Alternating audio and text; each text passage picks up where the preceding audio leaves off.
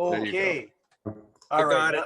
Now that we have everyone, we can read a few passages from the Bible, and no swearing and all that. All the best Anyway, parts of the Bible. all the best parts, guys. All right. So I guess we should start, eh? Yeah, we'll get going. During the presentation, if people could mute themselves, and then what we can do is open it up afterwards for, like, I guess, questions or whatever, and then we can switch over to Eric to do the on the tables. Yeah. Eric, do you guys want to do this on the tables now? Yeah, we can get it out of the way up Yeah. front. I think Sure. it's often how we. Okay. Kick Well, off while the Eric's meeting. calling it up, any new members first time joined that they want to introduce themselves? Anybody? Everybody's so quiet. Because we know we're being recorded. Yeah. All right. No new members, but then so we'll go for it, Eric. I hope you got a few that you can show. Yeah, we got not as many as last month, but we got a couple in for sure. Just let me rejig my screen a little bit here. Oh my God, why is this always such a fight? There we go. Okay, so first up, Brian. Yeah, can you guys hear me? Oh, yeah, there you are. Yep. Yeah. Okay, good. This is just a quickie. I just experimented with some vignette diorama materials I got in, and I was just sitting around, so I just grabbed it and just started throwing them together. I made a little roadscape kind of thing. The base of this is 8K's extruded foam, and on top of that, I have a whole pile at home of this cork material that you can put up on the wall for cork boards and stuff like that. So you put that down on the surface, and you can dig that out to make gouges or potholes or whatever you want. That's a common technique that seemed to work okay. So I use the asphalt is actually 8K's asphalt, and the stuff on the side there, I think is 8K's dry ground or something like that. It worked out pretty well. I made a bunch of mistakes, but that's okay because this is literally just an experiment. This is something I did in one evening really quick. And then the figure arrived the next day, and I just went boop, boop, boop, put her together. And she's like a post-apocalyptic Mad Max type character with a crossbow. So yeah, I measured out how wide the line should be. It's 4 inches in real life, so down to whatever number of millimeters, and I masked that. Yeah, Nice. just a little bit of playing out with the materials there. That's all. Very nice asphalt effect. Yeah. Yeah, thanks. Yeah, very nice. Like it. All right. Thanks, Brian. Dennis, you are up next. You sent a variety of things in. Where are you? Nice. Oh, nice. Wow. Do we have Dennis? Do we have Dennis on? We've got his model. Yeah, really. Dennis, you there? Okay. Well, as usual, the pictures will be available for viewing offline. Where he did it. There's only one of that car. It looks like a Supra, and then these are the a view of a piece of armor that he sent too. If Dennis drops in, we can come Okay. back. All right. Oh, me. Yeah, I finished off. Wow. A car. Those of you, who weren't aware, now I build cars apparently. Well, Okay. so I think I showed you guys this back in September, October or so when I just started it. So I got inspired after our last meeting to take it over the finish line. So this is an RX-7. Where's Lorenzo? Yeah, you said you drove one of these in red, right? Yes, I did. There you go. Back in the day. What So year? What year is that? this would be like one of the early ones. Like it's a, I think it's a 93. Okay. Yeah. Oh, wow. Yeah. I think I had What's the scale? I think I had an 88. Okay. Okay. Yeah. What's the scale? Scale is 1/24. This is the Tamiya kit. Oh, I mean, this is the first car I've built in well over 30 years. So wow. I have nothing to compare it to. So it's just, it fit great. It was really an experiment in learning how to do a glossy paint job instead of What something. did you paint it with? This is painted with the Tamiya lacquers. Oh, actually. lacquer, yeah. New Ah. line. So they're they thin really well with Mr. Leveling Thinner, and just went down really nice, and then kind of 3 layers of their clear gloss over top. Of Oh, it. yeah. And then yeah, so yeah, really happy with the way this turned out, and believe it or not, I bought another car model this week, and I've already cracked into it, so Wow. that'll show up in the show and tell. So celebration. Eric, you used Tamiya clear gloss, did you say? This is the Tamiya lacquer clear gloss. Ah, Yeah. okay. And you had no issues, because I keep hearing guys saying that stuff is really strong, but obviously you didn't have issues here. It is what you said, strong. Yeah, like it's very. Some guys have problems with the undercoating lifting when they use the lacquer gloss but I don't know. I might be wrong. Yeah. I put it over top of its own paint, right? I put Yeah, the that's Tamiya true. Okay. over Tamiya lacquer, so Yeah. and I could it reacts a lot like Gunsy paint. So if I had to make a comparison, that's the closest thing. Hmm. But you can get Eric- them pretty much anywhere. Eric, where'd you get the plate from? Was that a decal or? Yeah, that was a kit decal. Oh, So yeah, fun stuff. I've got a plane in the works as well, but I don't know. The cars they're kind of interesting. So if that You'll model see had Ontario plates, the numbers would probably lift off after a while. You know what I mean? yeah, Just exactly. saying. Just saying. You know. I've got one of those in the garage right now, almost peeled off. All right, up next we have Paul. Where is Paul? Where's Paul? How did you get a picture of my wife and I? Uh-oh. Oh, sorry. Was that being recorded? Yes, it is. Sorry, yeah. She's in the same room there, Glenn. Paul and Mob. Yeah, I guess Paul isn't with us today. Oh. But he did send in a number of pictures. Looks like Paul must be a newer member, into a lot of kind of the figures and Godzilla's Oh, wow. go-kart. Oh, that's Yeah. neat. Yeah, those are rare. Oh, no, they're being released by Atlantis, I think. yeah. Oh, is it? Yeah. That's nice. Yeah, I So- think he's the new guy that sent us an email. I don't know why he didn't join. Let me check Yeah, my. exactly. Let me check. Exactly. Oh, yeah. Yes, teeth in his stomach. Oh my God. Let me That's check my Vampirella. email. Let me check my email in case he's having problems coming in. That Vampirella was part of a series. Can you go back to Godzilla's go-kart? Yeah, they're originally Aurora. Yeah, that's actually very nicely done. Yeah. Yeah. Almost like the Flintstones.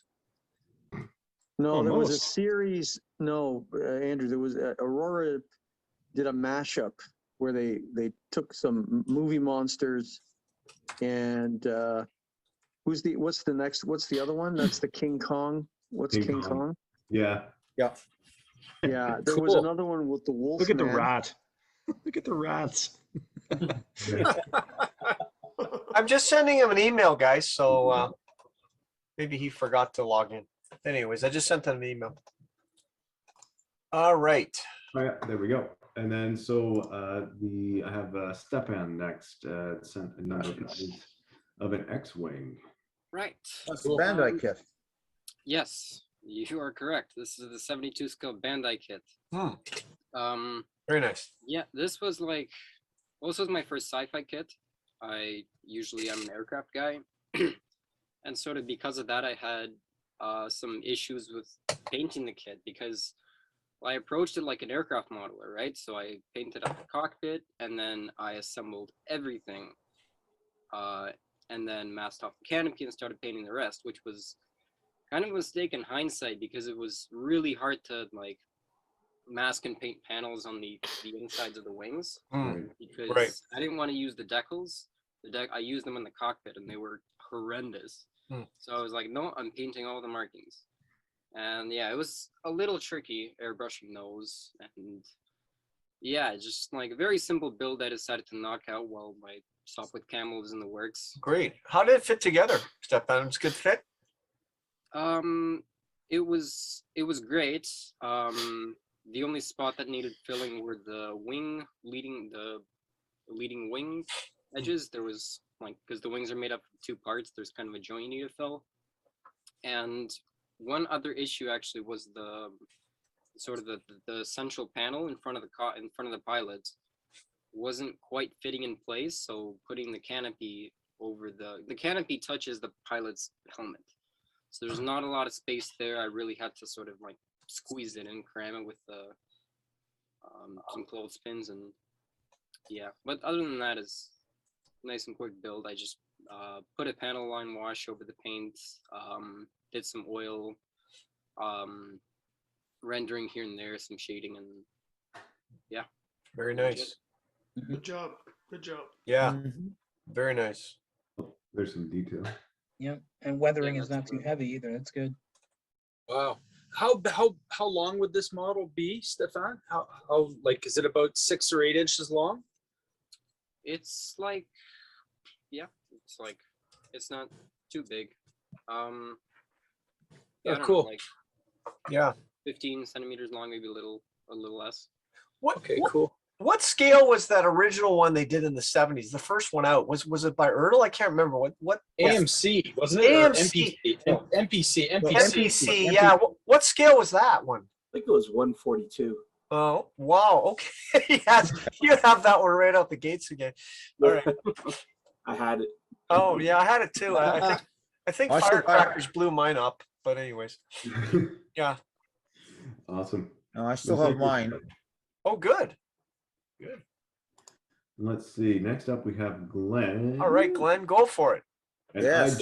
I jumped ahead to I think where we left off last time, which was you were talking about your custom decals, and then something about idiot sandwich, and then we went on from there. Yeah. I actually penned a wee retrospective, if it's okay to read it. Yeah. Okay, I'm going to shut off my video because I get very self-conscious. Okay, it's just the other day I realized just how much time and effort I invested in this current project. I plugged away at it with as the seasons passed, took some time off to build other models and enjoy the summertime motorcycling season and the like. But now in reflecting on the project, I found it really allowed me to progress in some of the skills, like particularly old school scratch building. And I even bit the bullet and tackled things which I normally would have avoided, like the plague. Can I say plague these days? I marveled at... The video will get demonetized. Wise guy.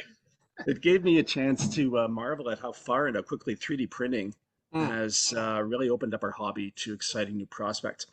So I started this project last April, and I completed the CRAM model itself in about a month, and that included some scratch building along the way. Around that time, I discovered a picture of the CRAM having its missiles loaded, and I thought to myself, gee, I wonder if I could do that. In retrospect, I should have been thinking, I wonder if I should do that. And so, like Alice, I went down the rabbit hole. So by the end of December, in addition to finishing off the model, I had scratch built the entire missile loading platform, which a lot of you have watched the progress of, a missile transport case, and all of these were mounted on a custom base that replicated a ship deck. I broke the cardinal rule of scratch building a few times, measure twice, measure 5 times, cut once. And twice I had to cut apart the platform to make some major corrections. But I did persevere through it. RPG Models, the manufacturer of the model, has been kept up on the progress, and they're really happy with the direction that I'm taking this and really eager to see the final result. So then in December, I started down the most terrifying part of the build for me, and that is building figures. Why, you ask? Well, with the exception of 2 models that I've built in my adult life, I never really added real figures to my models because, frankly, making them and painting them terrifies me. However, I knew I wanted to add at least 3 figures to this diorama, technicians sitting on the loading platform, and 2 supervisors standing on the deck having a consultation. So I searched around for a bunch of figures, all wearing coveralls and hard hats, and the results were very, very limited. So I opened up my requirements a little bit and came up with about a dozen possible figure sets and narrowed it down to 2, one from Meng, one from Gecko Models. However, I still needed to make the hard hats myself. Now, a few months ago, we had one of our fellow club members gave a presentation on how he paints his figure faces. And included with that, he talked about hornet resin heads and hands. And when I saw these things compared to the softly molded features or blobby features on current figures, I knew I had to be using those. So I got a bunch and they're incorporated into the figures now. The detail is simply exquisite. So within the space of about a week, I had cobbled together 3 figures to match the requirements that I needed, and including hard hats. And initially, I approached them as if I were building pieces of mechanical hardware to get over my fear of building figures. But I knew there were a lot more restrictions with respect to dimensions, proportions, mechanically how bodies could be positioned, and how they were going to look and work. So now I'm at the point, aside from one head, which is in the mail, hopefully on its way to me. And I know that sounds really, really weird. All the figures are just about done with a few little tweaks here and there. Then comes the painting part, and I know it's going to give me fits until they're done to my satisfaction. Might take a few tries, and I'm under no illusions about that. So that's where I am with the project. Onwards and upwards. The goal is in sight. Great, Glenn. What approach are you taking on the figures? Acrylics or oils? I am going to follow the advice of the fellow who did the presentation, and what he starts off with is a base of acrylic, just Tamiya acrylic flesh, and then he uses oils. Now I'm fairly comfortable with using oils. I've tried to use acrylics in the past on my 2 figures that I did, and it was a horrible disaster. But oils, at least I have time to play with these things. Yep. I like what you did for the helmet. It looks like you've modified a Poilu French helmet to. Yeah. That's cool. It was the closest thing that I could find. That's cool. And it took maybe, half an hour to modify it with a little bit of sanding off stuff and then building it up with strip styrene. Yeah. But looking at the pictures, the source picture that I'm referencing for all this, it looks pretty darn close. Yeah. But the biggest achievement that I found was building the missile cases. Originally, 3D versions were printed off for me, and they just didn't have the detail that I wanted. So I used those as masters, really, got crude dimensions, and then built them up from scratch myself. And it turned out just beautifully. All the decals went on just, my God, they were so good. I'm glad I reached out to V1 for all the stickers and the stencils and stuff like that. And it was, oh my God, it just turned out so good. That's gorgeous. I love this where you, I could see you tried to replicate all these labels that had been put on and taken off. Exactly. Right. Yeah, That's you got great. a really cool effect here. It's crazy, man. Yeah. Yeah, and I went through a couple of different metallic types of finishes before I finally settled on Tamiya lacquer. I tried the Alclad, it just did not work. But the I think it was gloss aluminum Tamiya lacquer paint. That was my next question. It was they got different kinds of aluminum, and the gloss one is really good. Yeah, and then I matted it down with my tried and true dull coat Model Master Acryl. When you use the gloss aluminum, is it pretty glossy, Glenn? It was. Okay. I had sanded this down, and I had put a whole bunch of sanding swirls into the plastic, and I thought, oh yeah, I'll kill 2 birds with 1 stone. I'll see slight swirls. Well, when I put Alclad on it, it's so thin, it picked up every single little swirl, and it looked like poo. So that's when I decided to put on the thicker lacquer paint, and it just settled down and filled all the gaps. It was absolutely stunning. Did you need a primer on that before you put the lacquer silver on? Yeah, everything. I primed this with Mr. Finishing Surfacer 1500. Yeah, okay. Which is pretty much my go-to primer for most things. Yeah. Especially things I'm going to be doing silver. I'll black base them black. And all the little lifting rings and the handles on the sides, those were part of the original 3D cases that were made for me by Paul Bourne. Right. So I use small details, but everything else is all scratch built. Nice. Is it important to use a specifically gloss black undercoat before, like under silver paints, or is just like a black surface fine, generally speaking? Normally when I really like black basing most everything, and I could have not painted it black, considering that I wasn't trying any modeling effects. But I'm so used to using this Mr. Surfacer 1500 black, and it dries to a semi-matte or a matte finish, which is kind of good, kind of bad when I was using the Alclad paint on it. But I could have easily have put a gloss black finish on that, and eventually it would have ended up with the same result. Fair enough.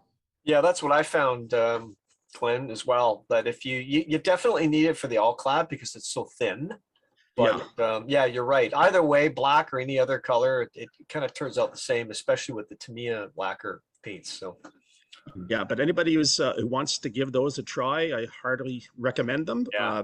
There must be 15 in the metallic range. Yeah. At least, titanium, silver, and gloss aluminum, all that.